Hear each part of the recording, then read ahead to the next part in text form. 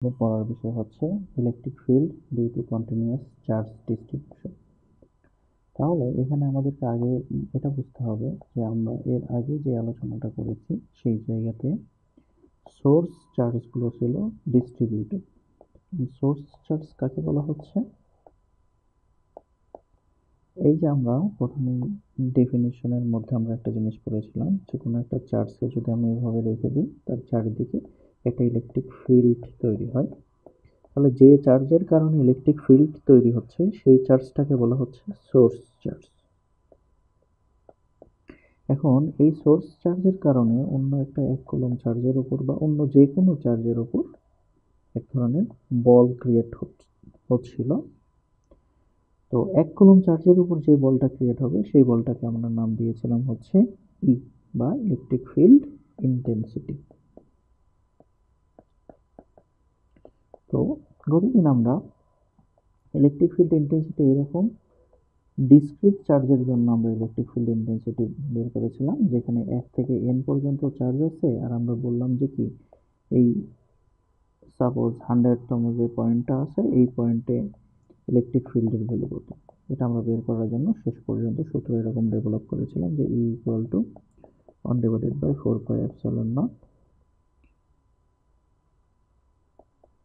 QI R I তার উপর cube R I নামক ভেক্টর। I শুরু হবে কোথায়? 2 থেকে শুরু করে n পর্যন্ত, অথবা কখনো আমরা যদি এটাকে এই ন্যারেটিভটাকে আমরা চেঞ্জ করতে পারি বিভিন্নভাবে।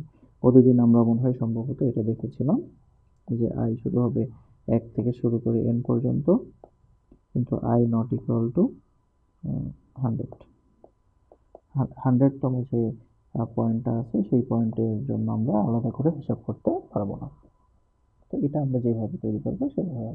তাহলে এই জায়গায় যে পয়েন্টগুলো ছিল সেই পয়েন্টগুলো প্রত্যেকটা ছিল এক একটা ডিসক্রিট পয়েন্ট এবং প্রত্যেকটা পয়েন্টে আলাদা আলাদা পরিমাণ চার্জ ছিল, যে তার সম্মিলিতভাবে একটা ইলেকট্রিক ফিল্ড তৈরি হচ্ছিল এই 100তম পয়েন্টে।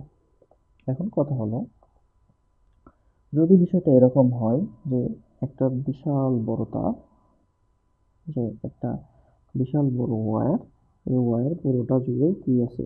ইলেকট্রিক চার্জ দ্বারা চার্জিত করা আছে। যদি এই তারটাকে চার্জ করা হয় তাহলে স্বভাবতই বিষয়টা কি দাঁড়াবে? বিষয়টা দাঁড়াবে এরকম যে এই তারের চারিদিকেই ইলেকট্রিক ফিল্ড তৈরি হবে। এই তারের চারদিকে ইলেকট্রিক ফিল্ড তৈরি হবে। আসলে তারটা তো এরকম দেখতে, একটা সিলিন্ড্রিক্যাল। তো তার মানে হচ্ছে একটা সিলিন্ড্রিক্যাল, যে সিলিন্ড্রিক্যাল তারের গায়ে কি থাকবে? পুরো গা জুড়ে থাকবে হচ্ছে, পুরো গা জুড়ে এরকম কি থাকবে? চার্জে এরকম চার্জ অবস্থান করবে ও চার্জ অবস্থান করবে। আর এই চার্জের সব দিকে সমানভাবে কি ইলেকট্রিক ফিল্ড গুলো ছড়িয়ে পড়বে, এরকম হতে থাকবে।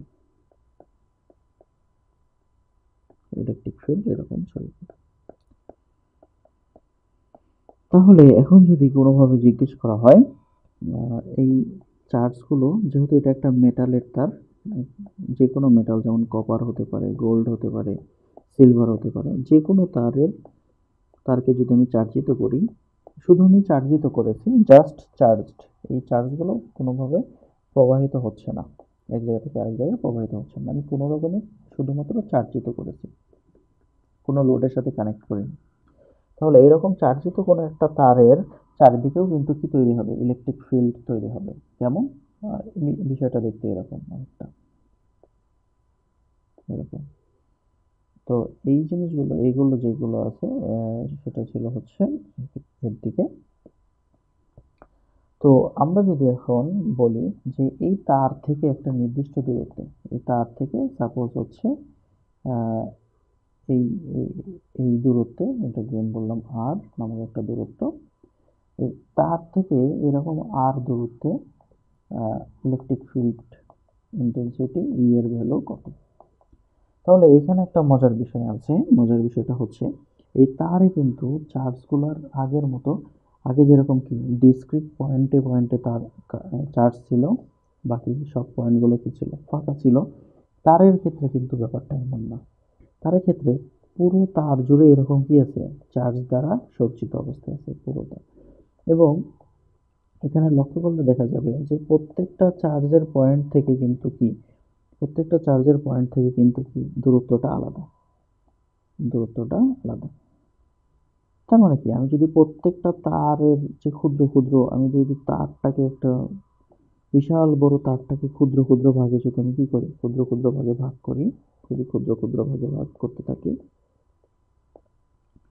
এই ক্ষুদ্র ক্ষুদ্র ভাগে ভাগ করার ফলে প্রত্যেক ক্ষুদ্র অংশকে কি করতে পারি, আমি আলাদা আলাদা করে একটা করে চার্জ কল্পনা করতে পারি। তাহলে আমি যদি তারটা আবার একটু ভালোভাবে আঁকি, তাহলে দেখতে বিষয়টা কিরকম দাঁড়াবে, দেখতে দাঁড়াবে এরকম। পুরো তার, এটা একটা বিশাল বড় তার। এই তারকে কি করলাম, আমি অসংখ্য এরকম ক্ষুদ্র ক্ষুদ্র ক্ষুদ্র ক্ষুদ্র ভাগে ভাগ করে দিছি। এবং এই ভাগ করার ফলে আমরা কি দেখব, যে প্রত্যেকটা ক্ষুদ্র ক্ষুদ্র ভাগ থেকে এই দূরত্বটা কিন্তু আলাদা। একদম লম্ব বরাবর যে খণ্ডটা আছে, সেই খণ্ড থেকে যে দূরত্ব, সেই দূরত্বকে আমরা বলতেছি আর। এখন এর পাশেই যেটা থাকবে, সাপোজ এটার দূরত্ব, এর নাম দিলাম আমি R1। তাহলে এইভাবে এটার নাম দিলাম কি, 100টা পরে যে কয়টা থাকবে তার নাম দিলাম R100। তো আলটিমেটলি এদিকেও কি থাকবে, এদিকে আরেকটা কি থাকবে, আরেকটা R100 থাকবে। তো আলটিমেটলি দেখা যাবে কি, প্রত্যেকটা এই যে ক্ষুদ্র ক্ষুদ্র অংশ, এই ক্ষুদ্র ক্ষুদ্র অংশ এক একটা করে Q1, Q2, Q3। সাপোজ এই যে এখানে যেটা আছে সেটার নাম দিলাম আমি হচ্ছে Q0। এখানে যেটা আছে Q1, সাপোজ এটা হচ্ছে কি Q50 ডট ডট ডট। এটা যেহেতু 100তম খণ্ড, সেজন্য আমি নাম দিলাম কি Q100। তাহলে এখান থেকে বুঝতে হবে যে প্রত্যেকটা ক্ষুদ্র ক্ষুদ্র খণ্ডের মধ্যে যে পরিমাণ চার্জ আছে, আলাদা আলাদা পরিমাণ চার্জ আছে, এবং প্রত্যেকটা খণ্ড থেকে দূরত্ব কিন্তু আলাদা। তাহলে এই জায়গাতে কিন্তু আমরা যে আগে যে ইকুয়েশনটা ডেভেলপ করেছিলাম, E ইকুয়াল টু কি 1 divided by 4 pi epsilon naught QI, summation of QI divided by RI, তার উপর কিউব RI নামক যে ভেক্টর, আগের যে আমরা ইকুয়েশনটা ডেভেলপ করেছিলাম, এই ইকুয়েশন দিয়ে কিন্তু আমরা কি বের করতে পারি, ইলেকট্রিক ফিল্ড ইন্টেন্সিটিটা বের করে ফেলতে পারি। কিন্তু কথা হচ্ছে যে এই কাজ যদি আমরা করতে যাই, কারণ এখানে কতগুলো পয়েন্ট আছে, কতগুলো n সংখ্যক পয়েন্ট আছে, অসংখ্য পয়েন্ট আছে। তো এইটা কোনোভাবেই যুক্তিযুক্ত হতে পারে না। আমাদের দেখা যাবে যে একটা তার দিয়ে তার ভ্যালু বের করতে আমাদের সারা জীবন পার হয়ে যাচ্ছে। তাহলে সেক্ষেত্রে আমাদেরকে কি করতে হবে, সেই ক্ষেত্রে আমরা ইউজ করতে পারি ইন্টিগ্রেশন, একটা লাইন ইন্টিগ্রেশন। লাইন ইন্টিগ্রেশনে কি করব, আমরা র্যান্ডম একটা পয়েন্ট থেকে, সাপোজ এই পয়েন্ট থেকে আমরা একটা দূরত্ব, সেই দূরত্বটা বের করে এটার কারণে এই পয়েন্টে কি পরিমাণ ইলেকট্রিক ফিল্ড তৈরি হয় সেটা আমরা বের করব। তারপর সেটাকে আমরা যদি ইন্টিগ্রেশন করে দিই, তাহলে সেখান থেকে আমরা কিন্তু খুব সহজে এটা বের করে ফেলতে পারি। তাহলে আমরা এই জায়গাতে ইন্টিগ্রেশন করার জন্য যদি একটু প্রস্তুতি নিই, তাহলে আমরা এই যে পুরো পুরো তার জুড়ে, সাপোজ পুরো তার জুড়ে চার্জ আছে কিউ। কিউ কি জিনিস, পুরো তারে যে পরিমাণ টোটাল চার্জ আছে সেই টোটাল চার্জ। এরপরে পুরো তারের দৈর্ঘ্য যদি হয় L, লেন্থ অফ ওয়্যার, তাহলে আমরা একটা জিনিস লক্ষ্য করে দেখব যে কিউ কুলম্ব চার্জ আছে হচ্ছে টোটাল লেন্থ L মিটারে। তাহলে কি L মিটারে চার্জ আছে কত, কিউ কুলম্ব। তাহলে কি 1 মিটারে যে পরিমাণ চার্জ আছে সেটাকে আমি এভাবে লিখতে পারি, কিউ ডিভাইডেড বাই এল। তো এটাকে আমরা নাম দিয়েছি হচ্ছে রো এল। রো এল হচ্ছে কি কিউ ডিভাইডেড বাই এল। এটা হচ্ছে লাইন চার্জ ডেনসিটি। এটা কিন্তু আমি কি এখন ডেফিনেশন দিচ্ছি, এটা হচ্ছে লাইন চার্জ ডেনসিটি। তাহলে সাপোজ এই পুরো দৈর্ঘ্য যদি হয় এল, পুরো দৈর্ঘ্যটাকে যদি আমি বলি এল, তাহলে এই ক্ষুদ্র অংশটুকুকে আমি কি বলবো? ডিএল। হ্যাঁ, এটা হচ্ছে কি ডিফারেন্সিয়েশন বা ইন্টিগ্রেশনের হচ্ছে মূল কথা। পুরো দৈর্ঘ্য যদি হয় এল, তাহলে তার ক্ষুদ্র একটা অংশকে আমি বলতে পারি কি? ডিএল। তাহলে পুরো দৈর্ঘ্য জুড়ে কি থাকে? পুরো দৈর্ঘ্য জুড়ে যদি থাকে হচ্ছে কিউ পরিমাণ চার্জ, পুরো দৈর্ঘ্য জুড়ে থাকে কিউ পরিমাণ চার্জ, তাহলে ডিএল এ কি পরিমাণ চার্জ থাকবে? ডিকিউ, ক্ষুদ্র পরিমাণ চার্জ, সেজন্য আমরা তাকে বলবো কি? ডিকিউ। তো ডিকিউ সমান সমান কিন্তু আমরা এরকম লিখতে পারি, ডিকিউ সমান সমান আমরা লিখতে পারি হচ্ছে rho L dl, rho L dl. কারণ কি? কিউ সমান সমান এই সূত্র থেকে আমরা কি লিখতে পারি? এই সূত্র থেকে আমরা লিখতে পারি হচ্ছে কিউ সমান সমান rho L, rho L into L. এরপরে উভয় পক্ষকে যদি আমি ডিফারেন্সিয়েট করি, তাহলে আমি কি লিখতে পারি? Dq, dq rho L dl. তো এটাকে আমরা একটু আলাদা করে রাখলাম, এটা আমাদের কাজে লাগবে। তাহলে এখন আমাদের কাজে লাগবে হচ্ছে, আমরা প্রথম দিকে যে কোঅর্ডিনেট সিস্টেম পড়েছিলাম, আমরা প্রথমেই বলেছিলাম যে কোঅর্ডিনেট সিস্টেম এই পুরো কোর্স জুড়ে আমাদের কোঅর্ডিনেট সিস্টেম অনেক কাজে লাগবে। তো কোঅর্ডিনেট সিস্টেমকে কাজে লাগানোর সময় চলে আসছে।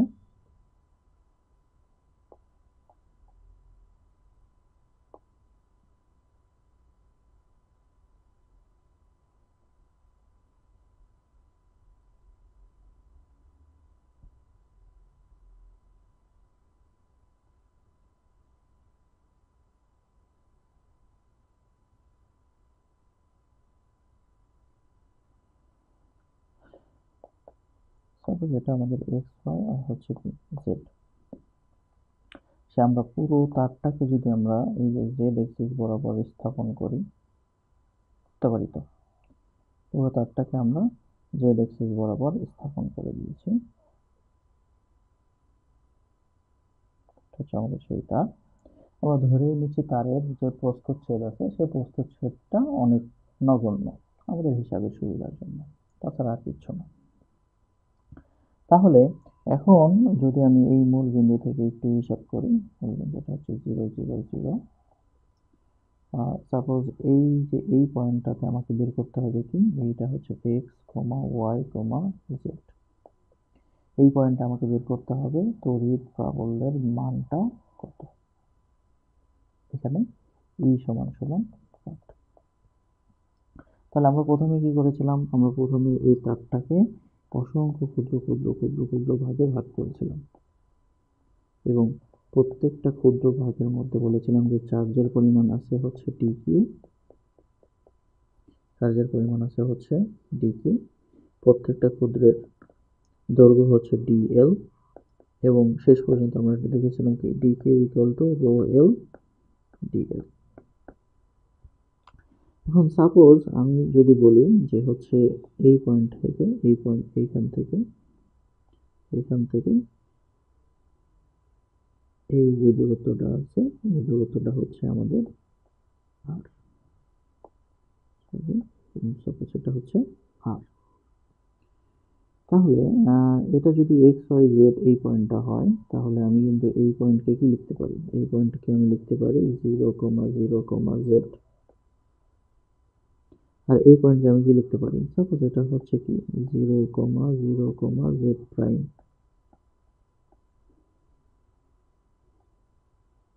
তাহলে এই যে আর নামক যে ব্যাপারটা আছে, তাহলে আমি এই যে ক্ষুদ্র যে অংশটা আছে, আমরা কি বলেছিলাম এই ক্ষুদ্র অংশের জন্য আমরা ই বের করব। তাহলে এই ইটা কি হবে? এই ইটা হবে ডিই। কারণ কি? পুরো তার জুড়ে পুরো তারের যে ইফেক্ট, সেই ইফেক্ট তৈরি করবে হচ্ছে ই। তাহলে কি ক্ষুদ্র যে অংশটা আছে, সেই ক্ষুদ্র অংশটা তৈরি করবে হচ্ছে ডিই। ডিই সমান সমান আমি কি লিখতে পারি? 1/4 পাই এপসাইলন নট কিউ। এই ডিই এর এই ক্ষুদ্র ডিএল এর মধ্যে কি পরিমাণ চার্জ আছে? DQ, dQ divided by R square, আর তার উপর কিউব আর মানব। এখন কথা হলো যে আর সমান সমান কি হবে, আর সমান সমান হচ্ছে কি এক্স কমা ওয়াই কমা জেড আর নাম যে ভেক্টর মাইনাস 0,0, জেড প্রাইম। ঠিক আছে, তাহলে ব্যাপারটা যদি এরকম দাঁড়ায় তাহলে কি হবে, x A x plus Y A Y তারপর plus Z minus Z prime A Z. এটা হচ্ছে আর এর ভ্যালু। তো এই আরটা যদি আমি এখানে ইনপুট দিয়ে দিই, আর আর যদি আমি ভ্যালু বলি, আর এর ভ্যালুটা কত হবে, আর এর ভ্যালুটা হবে কি root over x square plus Y square plus Z minus Z prime তার উপর স্কোয়ার।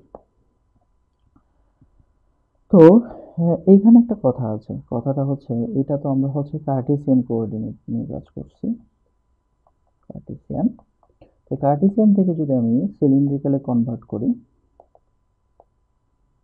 সিলিন্ড্রিক্যালে কনভার্ট করলে কি হবে, সিলিন্ড্রিক্যালে আমরা একটা জিনিস জানি, সেটা হচ্ছে কি সিলিন্ড্রিক্যালে রো ফাই আর হচ্ছে জেড থাকে। তাহলে এই রোর মধ্যে কি কি আছে, রো মানে হচ্ছে root over x square plus Y square.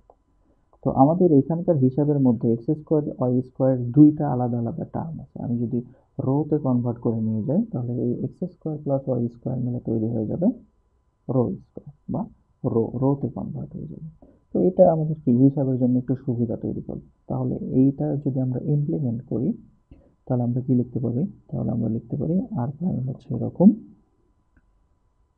Rho এ rho plus Z minus Z prime এ জেড। তো ঠিক একইভাবে আমি যদি এর ভ্যালুটা বের করি তাহলে আমি কি পাবো, রোর উপর square plus Z minus Z prime এর উপর স্কোয়ার। তাহলে এই সবগুলো যদি আমি আমার সেই ইকুয়েশন ডিই, এই যে ই ইকুয়েশনটাতে যদি আমি বসায় দিই তাহলে আমি কি পাবো, তাহলে আমি পাবো হচ্ছে এরকম যে একটু আলাদা করে রাখি, ডিই সমান সমান হচ্ছে এরকম 1/4πε0 ডিকিউ সমান সমান আমি কি লিখতে পারি, rho L dL divided by রোর উপর square plus Z prime minus Z তার উপর স্কোয়ার। আর উপরের অংশ কি পাবো, উপরের অংশ এই পার্টটা একটু মিশিয়ে দিই, না হলে জায়গা হচ্ছে না। তো এখানে আমি কি লিখবো, ডিএল এর সাথে গুণ আকারে আছে হচ্ছে রো এ rho plus Z minus Z prime এ জেড। তো এটা আমি পাইলাম কি ডিই এর ইকুয়েশন। এখন এই ডিই আসলে কি, এই যে ক্ষুদ্র যে অংশটুকু আছে এখানে, যে ক্ষুদ্র অংশটুকু, এই ক্ষুদ্র অংশটুকুর কারণে এই পয়েন্টে কি পরিমাণ ইলেকট্রিক ফিল্ড তৈরি হচ্ছে ডি। তাহলে এখন যদি আমরা প্রত্যেকটা পয়েন্ট, এই যে তারপরের ক্ষুদ্র অংশ, তারপরের সরি তারপরের ক্ষুদ্র অংশ, তারপর কি তার আগের ক্ষুদ্র অংশ, তার আগের ক্ষুদ্র অংশ, তার আগের ক্ষুদ্র অংশ, এভাবে প্রত্যেকটাকে আলাদা আলাদা ভাবে করে যদি আমি এভাবে কি করে যোগ করি তাহলে বিষয়টা সে আগের যে ডিসক্রিট, আগের ক্লাসটাতে আমরা যে ডিসক্রিট পয়েন্টের জন্য যে হিসাবটা করেছিলাম ঠিক একই রকম হবে। কিন্তু যদি এমন হয় যে এই যে ডিএল, আসলে এই ডিএল টেন্স টু যদি 0 হয়, অর্থাৎ এই ক্ষুদ্র ক্ষুদ্র ক্ষুদ্র যে ভাগ করে নিছি এই ক্ষুদ্র ভাগগুলো যদি শূন্যের কাছাকাছি হয় তাহলে কি ঘটনা ঘটবে, তাহলে দেখা যাবে যে প্রত্যেকটা পয়েন্টের জন্য আমি আলাদা আলাদা করে হিসাব করতেছি। তো এইখানেই আসলে ইন্টিগ্রেশনের সৌন্দর্য। ইন্টিগ্রেশন কি বলতেছে, যে এই ডিএলটাকে যদি আমি কোনোভাবে ক্ষুদ্র ক্ষুদ্র একদম ক্ষুদ্র ভাগে ভাগ করে দিতে পারি, ক্ষুদ্র ক্ষুদ্র একদম শূন্যের কাছাকাছি করে দিতে পারি, তাহলে এই ডিএলটাই আমাকে কি করবে, প্রত্যেকটা আলাদা আলাদা পয়েন্ট চার্জের জন্য আমাকে হিসাব করে করে বের করে দেবে। তাহলে তখন আমি এটাকে কি উভয় পক্ষে ইন্টিগ্রেশন দিয়ে কি লিখতে পারি, ডিই সমান সমান 1/4πε0 কে বাইরেই রেখে দিলাম, রো এল যদিও একটা কনস্ট্যান্ট, কারণ হচ্ছে কি চার্জের পরিমাণ পুরো তার জুড়ে যে রো থাকবে, রো ইকুয়াল টু কি কিউ ডিভাইডেড বাই এল, এটা একটা কনস্ট্যান্ট, পুরো তার জুড়ে সমভাবে বণ্টিত আছে। আর ডিএল যেহেতু আমি কি করছি, জেড এক্সিস বরাবর আমি কি করছি, জেড এক্সিস বরাবর ভাগ করে দিয়েছি, সেহেতু আমি ডিএল না লিখে ডিজেডও লিখতে পারি, খুব সহজ হিসাব। ডিজেড, তারপরে কি থাকবে, rho A rho plus Z minus Z prime A Z divided by root over রোর উপর square plus Z minus Z প্রাইমের উপর স্কোয়ার, এখানে একটা কি আছে, কিউব আছে, এখানে একটা কিউব আছে, এই যে এখানে যেহেতু কিউব ছিল, এই যে এখানে যে কিউব ছিল সেই কিউবটা। এখন কথা হলো যে আমি যদি এই ইন্টিগ্রেশনটা এখন দেখতে হবে, ইন্টিগ্রেশনের মধ্যে ডিজেড এর আবার লিমিট কত, ডিজেড এর লিমিট হচ্ছে মাইনাস ইনফিনিটি থেকে ইনফিনিটি, কারণ আমরা তা বলেইছি যে এই তারটা হবে অসীম পর্যন্ত বিস্তৃত, মাইনাস ইনফিনিটি থেকে প্লাস ইনফিনিটি পর্যন্ত। এখন এই মাইনাস ইনফিনিটি থেকে প্লাস ইনফিনিটির মধ্যে যদি আমি কি করি, আমি যদি ইন্টিগ্রেশনটা সলভ করি, তাহলে লেফট সাইডে আমি কি পাবো, লেফট সাইডে আমি পাবো ই, তারপরেরটাতে আমি কি পাবো, 1/4πε0। রো এলটাকে যদি আমি বাইরে বের করে নিয়ে আসি, তাহলে ইন্টিগ্রেশনের মধ্যে পাবো এরকম, rho A rho divided by root over রোর উপর স্কোয়ার, সরি এটাকে একটু যদি আলাদা করে লিখি তাহলে আমাদের জন্য একটু সুবিধা হবে না, dz a rho A rho rho A rho divided by rho square plus Z minus Z prime তার উপর square 3 divided by 2 plus Z minus Z prime A z d z divided by root over, root over দিচ্ছি, root over না দিয়ে একবার আমি কি দিতে পারি, plus Z minus Z prime 3 divided by 2। তো আমি কি করলাম, পুরো ইন্টিগ্রেশন যেটা আছে সেটাকে আমি দুই ভাগে ভাগ করে দিয়ে দিলাম। তো বিষয়টা হচ্ছে এখন দুইটা ইন্টিগ্রেশনকে একটু আলাদা আলাদা ভাবে, এটাকে 2 নম্বর ইকুয়েশন দিয়ে দিলাম। তো এখন যদি আমি কি করি, উভয় ইকুয়েশনের লিমিট কি, মাইনাস ইনফিনিটি থেকে প্লাস ইনফিনিটি পর্যন্ত, মাইনাস ইনফিনিটি থেকে প্লাস ইনফিনিটি পর্যন্ত। এখন দুইটা ইকুয়েশনকে যদি আমি কি করি, দুইটা ইন্টিগ্রেশনকে যদি আমি সলভ করি, একটু ট্রাই করে দেখি, রো এ রো ডিজেড এর মধ্যে থেকে যদি আমি রো স্কোয়ারকে কমন নিই, তাহলে থাকে কি 1 plus Z minus Z prime divided by rho তার উপর স্কোয়ার 3/2 এরকম থেকে যায়। তো আর এখানেও ঠিক একই রকম ভাবে যদি আমি কি করি, আচ্ছা তাহলে এটাকে যদি আমি এখন ইন্টিগ্রেশনটাকে সলভ করি, তাহলে দেখবো আমরা কি, যে মাইনাস ইনফিনিটি থেকে প্লাস ইনফিনিটি, এখন রো এ রো এই এই যে ভিতরে যে টার্মটা আছে, এই টার্মের উপর একটা রুট আছে, তার উপর আবার কি আছে, একটা কিউব আছে, ঠিক আছে। তাহলে আমাদের টার্গেট থাকতে হবে এই রুটকে আমি কিভাবে কি করতে পারি, ভ্যানিশ করতে পারি। রুটকে যদি আমি ভ্যানিশ করতে চাই, তাহলে আমাকে কি করতে হবে, z minus Z prime divided by rho, এটা সমান সমান ধরে নিতে হবে টেন থিটা।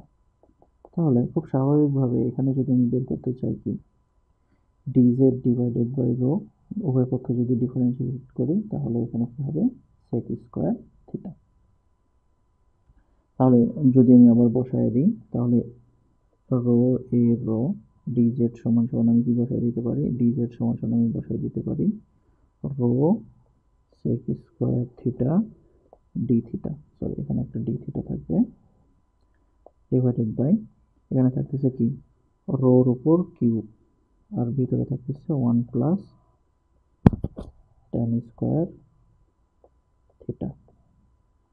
তো তো পরের লাইনে এখন এখন এই লাইনটাতে আমাকে তাহলে এখন কি করতে হবে, যেহেতু আমি ডিজেড থেকে জেড থেকে থিটাতে কনভার্ট করে ফেলেছি, সেহেতু আমাকে এখানে অবশ্যই কি করতে হবে, লিমিটটাও চেঞ্জ করতে হবে।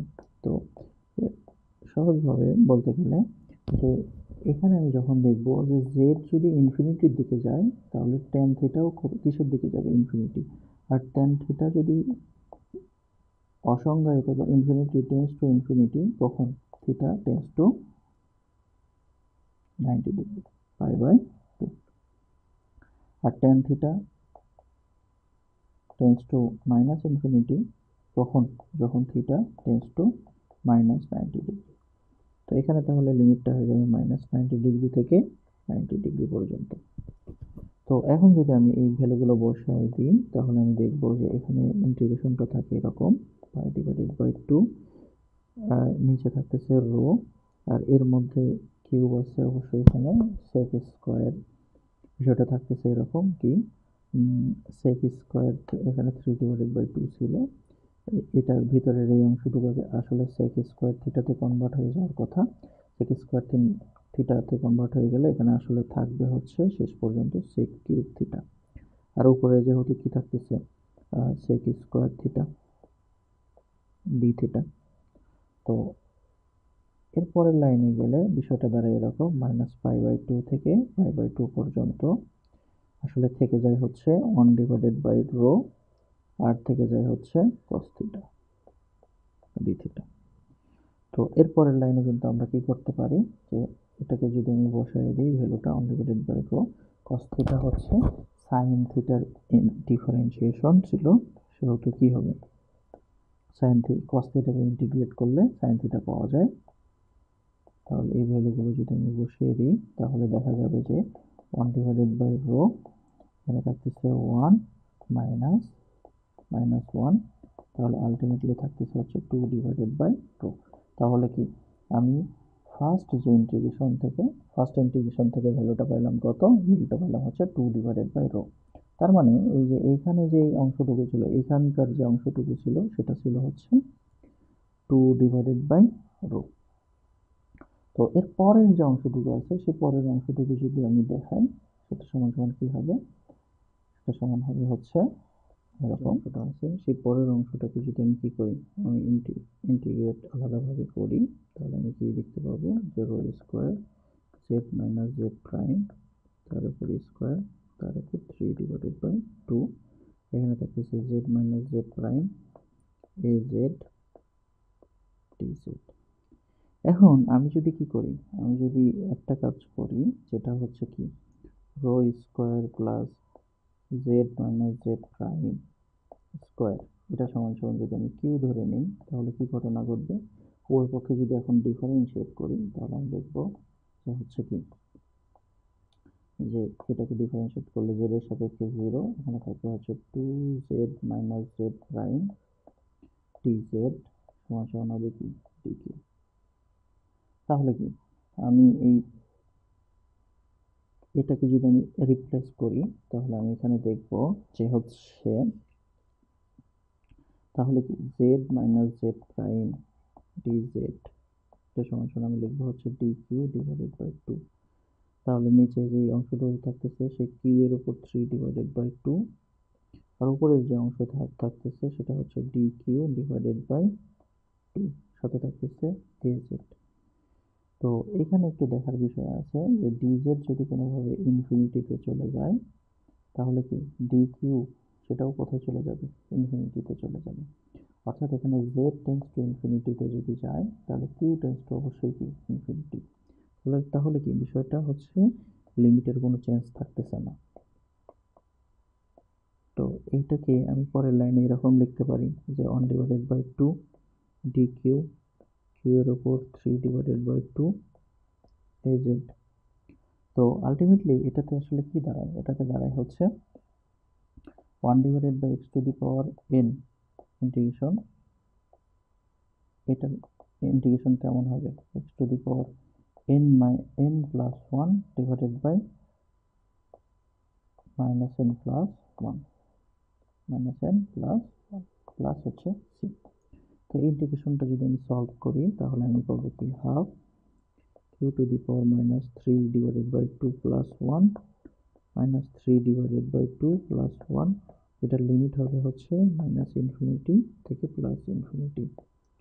তো আলটিমেটলি এই ভ্যালু দুইটা যদি আমি বসাই, মাইনাস ইনফিনিটি থেকে plus infinity, 1 divided by minus 3 divided by 2 plus 1 যেমন আছে তেমনই রেখে দিলাম। তাহলে আমি দেখবো কি 1 divided by Q root over Q, 1 divided by root over Q minus কি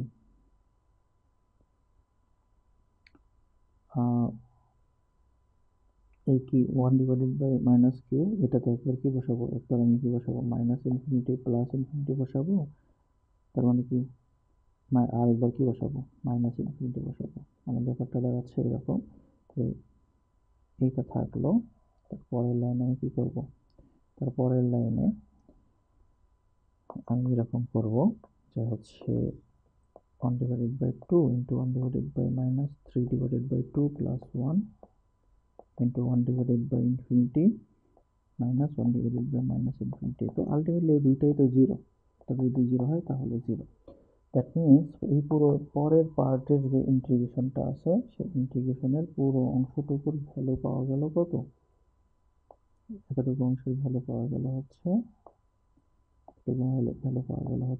জিরো। তার মানে আলটিমেটলি এই যে এতটুকু অংশ রো ই সমান সমান, তাহলে কি পাওয়া গেছে, ই সমান সমান অ্যাকচুয়ালি পাওয়া গেছে এরকম যে rho L divided by 4 pi epsilon naught into 2 divided by rho. Rho কি জিনিস এখন এইটা একটু দেখতে হবে, আমরা যদি দেখি তাহলে আমরা সেই শেষ পর্যন্ত ই সমান সমান কত পাইলাম, ই সমান সমান পাইলাম হচ্ছে rho L divided by 4 pi epsilon not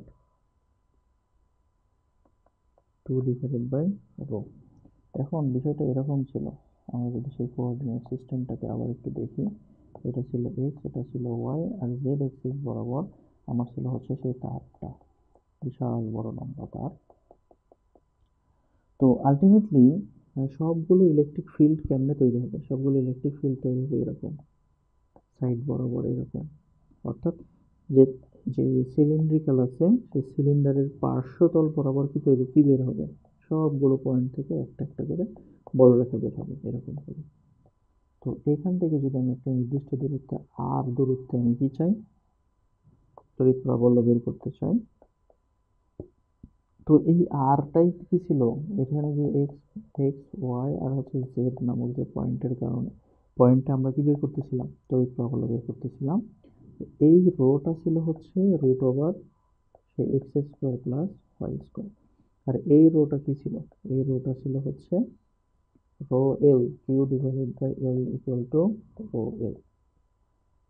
তাহলে আমরা যদি খুব সহজেই বলতে চাই যে এই বিশাল বড় একটা তার আছে, আমি যদি বলি তার থেকে 10 মিটার দূরত্বে তড়িৎ প্রাবল্য কত, ই ইকুয়াল টু হোয়াট, তাহলে আমাদেরকে অবশ্যই মাথায় রাখতে হবে এরকম যে যে রো সমান সমান কত, এখানে 10 মিটার, এই যে এটা হচ্ছে সেই রো, এই 10 মিটার, অর্থাৎ তার থেকে কত দূরত্বে তড়িৎ প্রাবল্য বের করতেছি, এটা হচ্ছে সেই rho, root over x square plus Y square. আর উপরে যে তাহলে এইটাকে আমি যদি শেষ পর্যন্ত হিসাব নিকাশ করে রেখি তাহলে এরকম লেখা যায়, এটা হচ্ছে ডিরেকশন কোন দিকে, ডিরেকশন অবশ্যই এ রো এর দিকে, শুধুমাত্র এ রো রো বরাবর যে ডিরেকশন সেই দিকে। জেড জেড উপাংশ কত হয়ে গেছে, কারণ জেড উপাংশ 0 হয়ে গেছে, উপরের দিকে এই তারের উপরের দিকে কোনো তড়িৎ প্রাবল্য থাকবে না, এদিকে কোনো তড়িৎ প্রাবল্য থাকবে না, তড়িৎ প্রাবল্য 0, সব তড়িৎ প্রাবল্য, কারণ কি সমস্ত বলরেখা কোন দিকে থাকবে, কারণ এই দিকের তো কি নাই, তারের কোনো সীমানা নেই, তারটা অসীম পর্যন্ত বিস্তৃত, যদি এরকম হয় তাহলে এই দিক দিয়ে কোনো বলরেখা বের হতে পারবে না, সবগুলো বলরেখা বের হবে এরকম কি পার্শ্বতল দিয়ে, আর পার্শ্বতল দিয়ে যদি সবগুলো বলরেখা বের হয় তাহলে অবশ্যই কি রো বরাবর একটা সিলিন্ড্রিক্যাল কোঅর্ডিনেট সিস্টেম তো মনে আছে, সিলিন্ড্রিক্যাল কোঅর্ডিনেটের এই যে কেন্দ্র থেকে পার্শ্বতল পার্শ্ব পর্যন্ত যে দূরত্ব সেটাকে আমরা বলতাম রো। তাহলে কি সবগুলো হচ্ছে এই রো বরাবর সবগুলো তড়িৎ বলরেখা থাকবে। এই পিকচারটাতে লক্ষ্য করলে আমরা দেখব যে এইটা হচ্ছে আমাদের সে অসীম দৈর্ঘ্যের যে তার। এখানে যদিও আমি একটা সসীম তার আঁকিয়েছি, কিন্তু সাপোজ এটা হচ্ছে যে অসীম তার, যে তারটাতে পুরো অংশ জুড়ে চার্জ জমা করে রাখা আছে। তার মানে কি পুরো তার জুড়ে সমানভাবে চার্জ জমা করে রাখা আছে। তাহলে সেখান থেকে ইলেকট্রিক ফ্লাক্স লাইন বা ইলেকট্রিক ফিল্ড লাইন, তড়িৎ বল রেখার যে লাইনগুলো কেমনে বের হবে, ঠিক এইভাবে আমরা যদি লক্ষ্য করে দেখি, ঠিক এইভাবে কি চারদিকে ইলেকট্রিক ফিল্ড লাইনগুলো এইভাবে বের হতে থাকবে। তাহলে শুধুমাত্র যদি এরকম সাইড দিয়েই ইলেকট্রিক ফিল্ড বের হয়, তাহলে কি যেহেতু তারটা পুরো অসীম পর্যন্ত বিস্তৃত, মাইনাস ইনফিনিটি থেকে প্লাস ইনফিনিটি পর্যন্ত, তাহলে কিন্তু এই যে জেড এক্সিসের শেষ প্রান্তেও পাওয়া পসিবল না। জেড এক্সিসের শেষ প্রান্তে কোনো তড়িৎ বলরেখা থাকবে না। শুধুমাত্র এই যে সিলিন্ডারের যে পার্শ্বতল বরাবর আছে এই দিকেই শুধুমাত্র কি থাকবে, ইলেকট্রিক ফিল্ড লাইনগুলো থাকবে। এই জন্য আমরা দেখেছিলাম যে জেড এক্সিসের দিকে যে কম্পোনেন্টটা, সেই কম্পোনেন্টটা হয়ে যায় জিরো। শুধুমাত্র রো বরাবর যে অংশ, রো কি ছিল, রো ছিল হচ্ছে √x² প্লাস y²। শুধুমাত্র রো বরাবর যে ইলেকট্রিক ফিল্ড গুলো ছিল তার একটা অংশ পাওয়া যায়। তো এটাই ছিল আমাদের একটু 3D ভিজুয়ালাইজেশন। তো 3D দেখে হয়তো আপনারা বুঝতে পারছেন যে হচ্ছে কেমনে ইলেকট্রিক ফিল্ড গুলো বের হয়। যে চার্জিং, কোনো একটা চার্জিত মেটালের থেকে কোনো একটা কন্ডাক্টরকে যদি আমি চার্জ করি, তাহলে তার পৃষ্ঠদেশ থেকে লম্বভাবে সবসময় কি ইলেকট্রিক ফিল্ড লাইনগুলো বের হয়।